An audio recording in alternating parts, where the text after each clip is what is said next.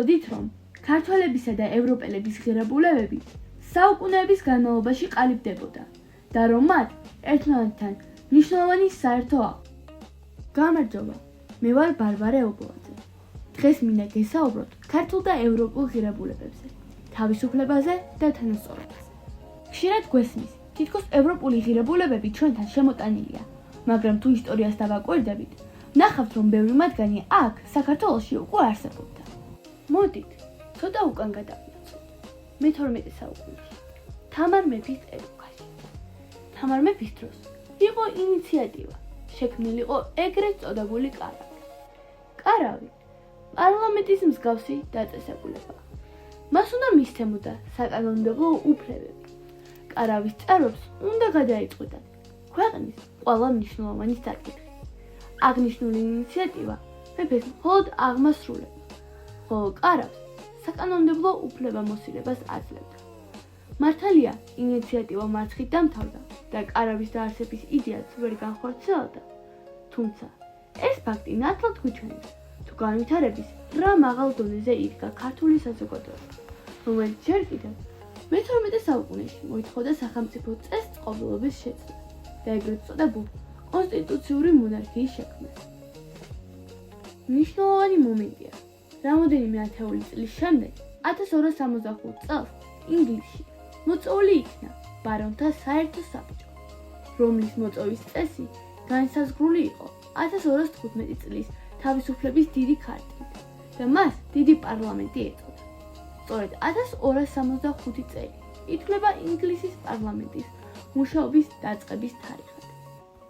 ეს გარემოება ნათლად მიუთითებს საერთო ღირებულებების არსებობას. უფრო მეტი, როგორც კი საქართველომ დამოუკიდებლობა მოიპოვა, დაიწყო მზადება და არჩევნების გზით 1918 წელს შეიკრიბა პირველი პარლამენტი, რომლის 5 წევრი ქალები იყვნენ, ხოლო იგივე წელს ადგილობრივი წარმომადგენლობით ორგანოში პირველად მსოფლიოში არჩეული იქნა მუსლიმი ქალი, ფარი ხანუმი, რადგანაც საუბარმა ქალთა უფლებებთან მიგვიყვანა, ესეც საერთო ღირებულება მგონია. როდესაც ჩვენ ქალთა უფლებებზე ვსაუბრობთ, ჩვენ არ ვსაუბრობთ ქართულ ან ევროპულ არჩევანზე, ჩვენ ვსაუბრობთ ადამიანურ ღირსებაზე, რომელიც საერთოა. დავიწყოთ იმით, რომ საქართველომ და ევროპულმა ქვეყნებმა ეს გზა თითქმის სინქრონულად დაიწყეს. მე-19 საუკუნის ბოლოს, როცა პარიზსა თუ ლონდონში ქალები განათლების უფლებისთვის იბრძოდნენ, აქ, საქართველოში, ბარბარე ჯორჯაძე წერდა, რომ ქვეყნის განვითარება შეუძლებელია, თუ ქალები განათლების გარეშე დარჩებიან. თანასწორობაზე საუბრისას მივიწყებულ ტრადიციას ვუბრუნდებით. მოდით ჩამოთვალოთ რა არის ის, რაც საერთოა ქართველი და ევროპელი ქალისათვის. არჩევანის თავისუფლება. ყველას გვინდა, რომ თავად გადავწყვიტოთ, რა პროფესია ავირჩიოთ, სად ვიმუშაოთ და როგორ ვმართოთ ჩვენი ცხოვრება. უსაფრთხოება, ძალადობისგან თავისუფალი გარემო. ეს არის ბაზისური ადამიანური მოთხოვნილება. ეკონომიკური დამოუკიდებლობა. თანაბარი შრომა იმსახურებს თანაბარ ანაზღაურებას. ძლიერია ის საზოგადოება, სადაც ქალი რეალიზებულია და დაცული. ჩვენი და ევროპული გამოცდილება ერთ წერტილში იკვეთება. ქალის უფლებები არის ადამიანის უფლებები. ჩვენ ვაგრძელებთ გზას, რომელიც წინაპრებმა საუკუნეების წინ დაგვიტოვა. მემკვიდრეობით გვერგო სწრაფვა თავისუფლებისაკენ, რაც გვაახლოვებს ევროპულ ღირებულებებთან. ქართველებისათვის თავისუფლება არასდროს ყოფილა უბრალოდ თეორია.